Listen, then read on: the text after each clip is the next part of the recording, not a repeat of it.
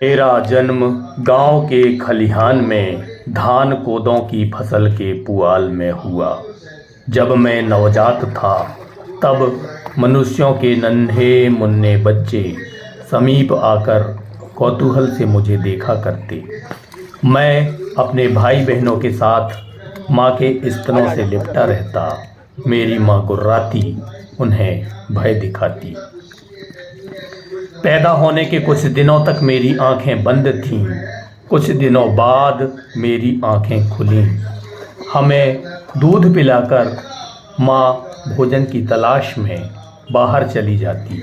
इंसानी बच्चों की फौज आती, प्यार से हम पर उंगलियां फेरती, गोद में लेती, चूमती। हम कूं कूं करते रहते। अब मैं अपने निकट आने वाले मनुष्यों को पहचानने लगा था। चीनू, छोटू, छुटकी, कुक्की, भैयू, रासू, ठानू, ठुनू वगैरह। मेरी माँ लौट आती, गुर्राती तथा इन पर भौंकती। ये बच्चे माँ के लिए रोटी लाया करते। मेरी माँ से धीरे धीरे इनकी पहचान बढ़ी। माँ की उपस्थिति में भी अब ये बच्चे हमें छूते, हमें गोद में खिलाते और दुलारते। हमने अब चलना और भौंकना सीख लिया था। एक आध माह बाद मेरे परिवार से जुदा कर चिल्हर पार्टियों ने मुझे अपने घर ले आए। इन्होंने मेरा नाम रखा जैकी। मुझे सांकल से बांध दिया गया। मुझे कटोरे में दूध दिया जाने लगा। रोटी, ब्रेड, बिस्किट, केक इत्यादि खाद्य सामग्री के टुकड़े मेरे सामने डाल दिए जाते। बच्चे मुझे खूब लाड़ करते, परंतु मुझे माँ की बहुत याद आती। मुझे इंसानी बच्चों द्वारा दी जाने वाली टॉफी अच्छी न लगती। मेरा मन माँ का दूध पीने को मचलता। सुबह शाम मुझे खुला छोड़ दिया जाता।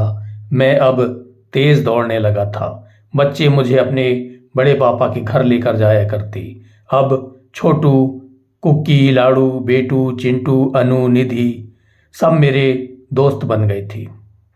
चीनू तो मुझे नहलाया, घुमाया और लोरी सुनाकर सुलाया भी करती। बाल दिवस पर चीनू मुझे अपने स्कूल लेकर गई। स्कूल के छात्रों ने चाचा नेहरू के बारे में प्यारे और मीठे गीत सुनाए। मैं स्कूल देखकर बहुत खुश था। मन में विचार आया, काश मैं भी यहां पढ़ने आता। 4-5 दिन ही तो ऐसे हैं जब मेरे इन दोस्तों को बस्ते का बोझ नहीं उठाना पड़ता। गणतंत्र दिवस, स्वतंत्रता दिवस, शिक्षक दिवस, गांधी जयंती और बाल दिवस।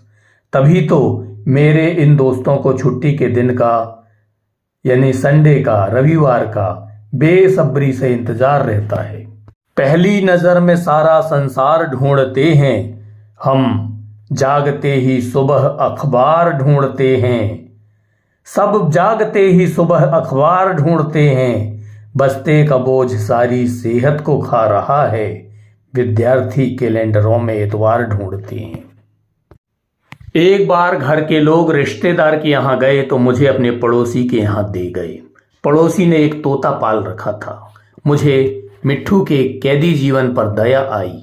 पिंजरा का दरवाजा खोल मैंने मिट्ठू को आज़ाद कर दिया।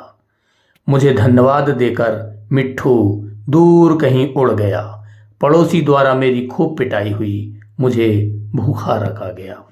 जब मेरे मालिक और मेरे दोस्त घर लौटे तो मैंने शिकायत की, मुझे छोड़कर ऐसे मत जाया करो। मुझे दूसरे के घर मत सौंप दिया करो। पता नहीं मेरी भावनाओं को वे समझ पाए भी या नहीं। गांव में मदारी आते, भालू बंदर लाते, उन्हें नचाते। गांव के बच्चे तालियां बजाते, मौज मस्ती करते। शासन द्वारा रोक लगाते ही अब मदारी आने बंद हो गए। अच्छा हुआ, वन्य पशुओं को स्वतंत्रता मिली। मुझे दुख होता है जब देखता हूं कि निठल्ले, आलसी महावत हाथी को वश में किए उनके नाम पर पैसा कमाते हैं, उसकी पीठ पर बोझ लादते हैं और भरपेट खिलाते पिलाते भी नहीं। अब मैं हाथियों पर नहीं भौंकता। मुझे उनके प्रति सहानुभूति है। दिल करता है कि उनसे मित्रता कर लूं। चिड़िया, कौआ, गिलहरी, बकरी, गाय, बैल, मुर्गी सब मेरे मित्रवत रहे। बिल्ली मुझसे डरती है, हालांकि अवसर पाकर मेरा भोजन चटकर जाने से नहीं चूकती। मेरे मालिक की एक गाय मुझसे ईर्ष्या रखती थी। अलबत्ता उसके बछड़े के साथ मैंने खूब खेला है। हम दोनों मानो लंगोटिया यार रहे। गाय मेरे पास आकर देखती कि मुझे खाने को क्या मिला है। मुझे बचपन में इस गौ माता का दूध पिलाया गया है। मैं इस उपकारी गाय का कृतज्ञ हूँ। कई बार वो मेरे कटोरे की बची चीज़ें भी खा जाया करती। यह देख मुझे खुशी हुआ करती। मैं अपने इंसानी मित्रों के साथ खेत घूमता, नदी तालाब में तैरता, उछलता कूदता। वे अमराई में खेलते, पेड़ों पर चढ़ते, रेत पर दौड़ते, घरौंदे बनाते, खिलौने खेलते, आँख में चोली खेलते, गेंद के पीछे भागते, दिवाली में आतिशबाजी करते, होली में पिचकारी चलाते, अपने सहपाठियों के साथ ईद पर सेवैयाँ खाते, क्रिसमस और गुरु पर्व पर मेला घूमते। उनकी हर खुशियों में मैं शरीक रहता। कितने सुहाने थे बचपन के वे दिन। गांव के विवाह समारोहों में गांव के मेरे सजाती जॉनी, टॉनी, टॉमी, शेरा, टाइगर, टूटू, टोबो, लूफी आदि सभी साथी इकट्ठे हो जाया करते। दोना पत्तल में बचे व्यंजन के लिए हम में छीना झपटी और लड़ाई होती। एक बार मैं अपने मालिक के साथ बस और ट्रेन की सवारी का रोमांचक आनंद लेते हुए शहर पहुंचा। शहरी चकाचौंध से मेरी आंखें चौंधिया गईं। मैंने देखा नगरीय माहौल में पलने वाले पामेरियन, डाबरमेन, बुलडॉग, ग्रेट डैन, दल्मेशियन, अल्सेशियन इत्यादि विविध नस्लों के विभिन्न डील डॉल, विविध चेहरे और विभिन्न रंगों के मेरे साथी, काले, भूरे, लाल, चितकबरे, सफेद आदि।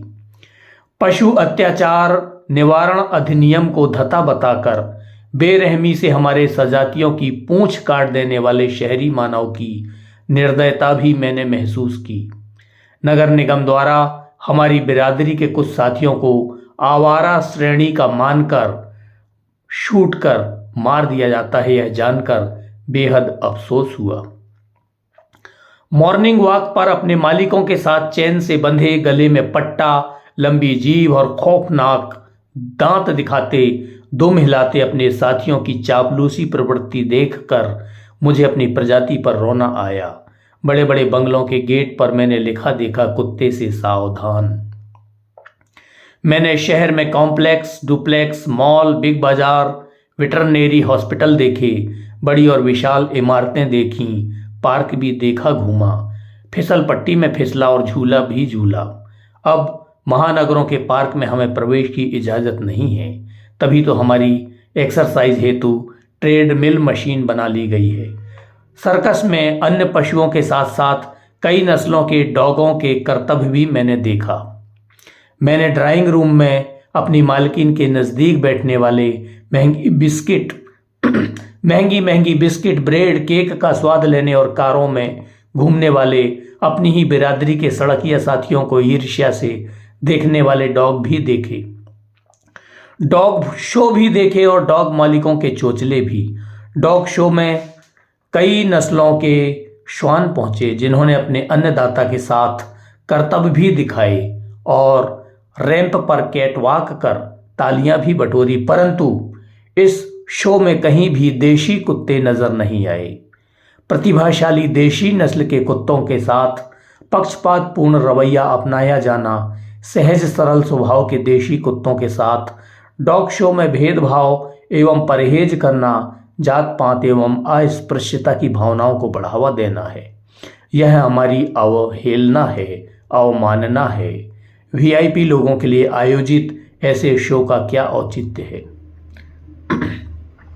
मैंने नगरों में आर्थिक विषमता देखी, शोषित मजदूर एवं भिक्षुक देखे, मनुष्य से भी ज्यादा ऐशो आराम से रहते मेरी बिरादरी के साथी भी देखे।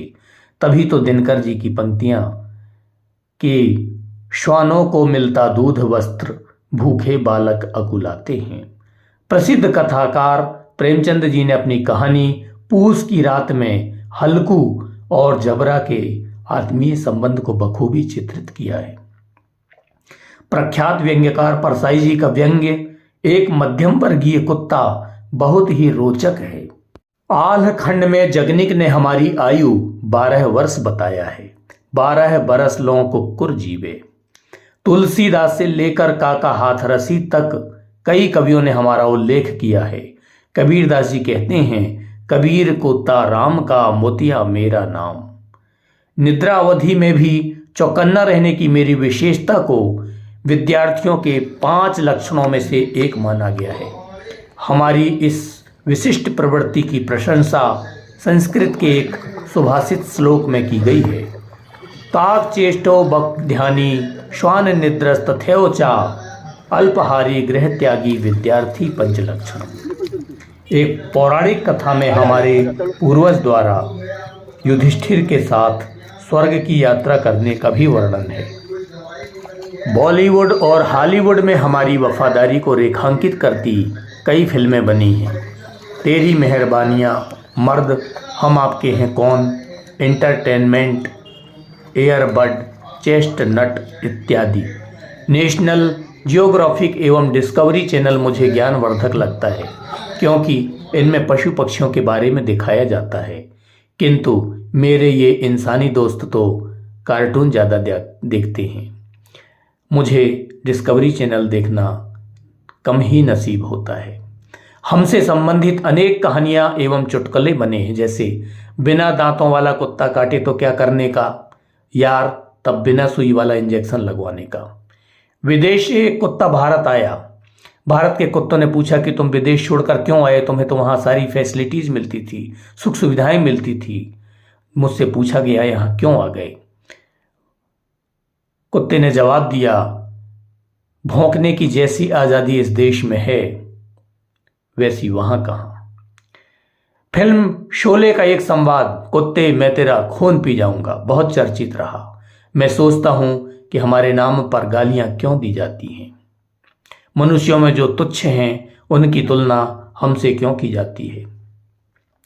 मेरे साथी अपने मालिक को देख पूंछ हिलाते हैं जबकि अपनों पर गुर्राते और भौंकते हैं।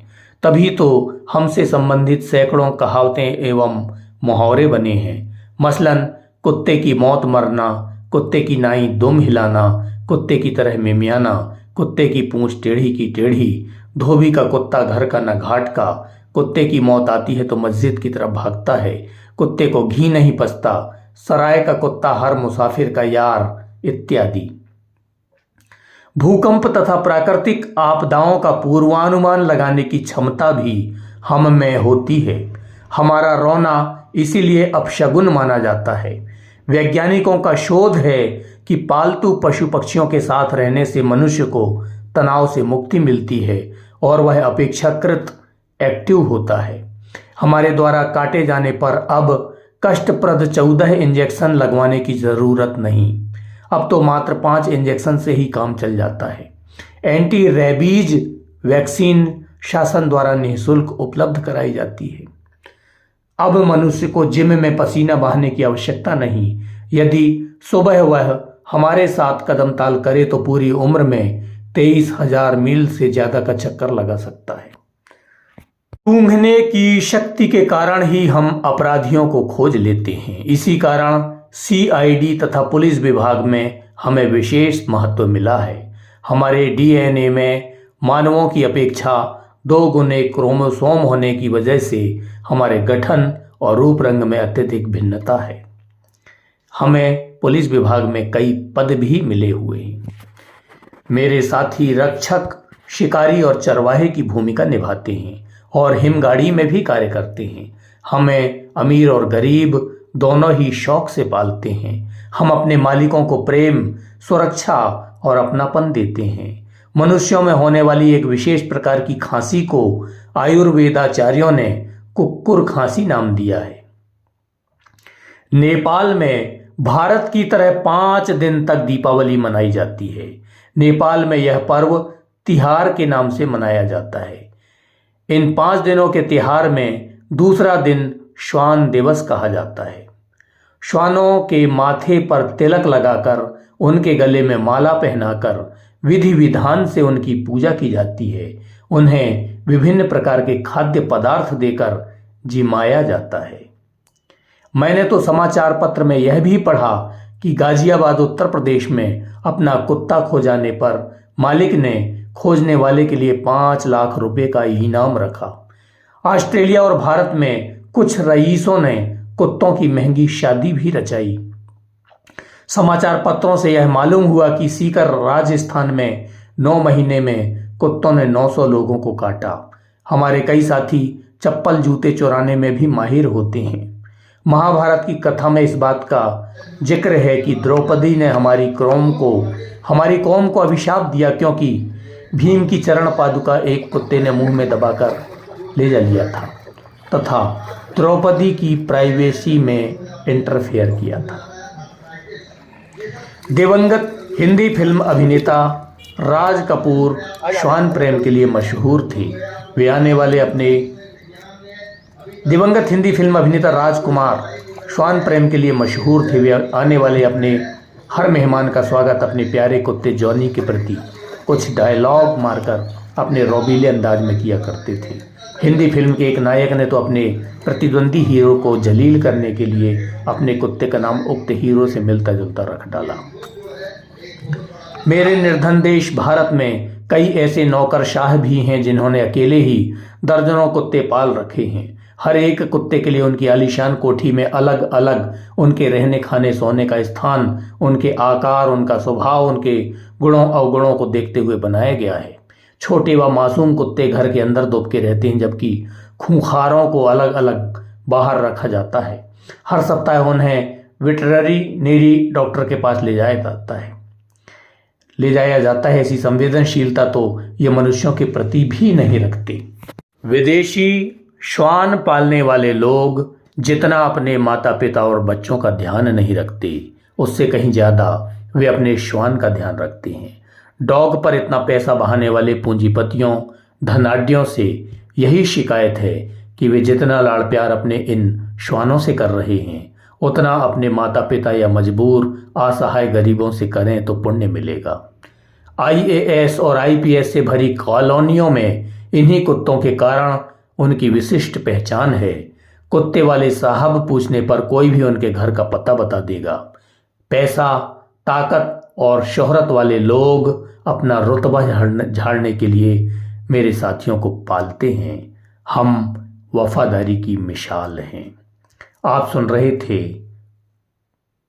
मेरे कुत्ते की आत्मकथा। परिकल्पना प्रोफेसर डॉक्टर राजेश कुमार ठाकुर, ग्राम धतूरा, तहसील नैनपुर, जिला मंडला, मध्य प्रदेश, भारत। शुक्रिया।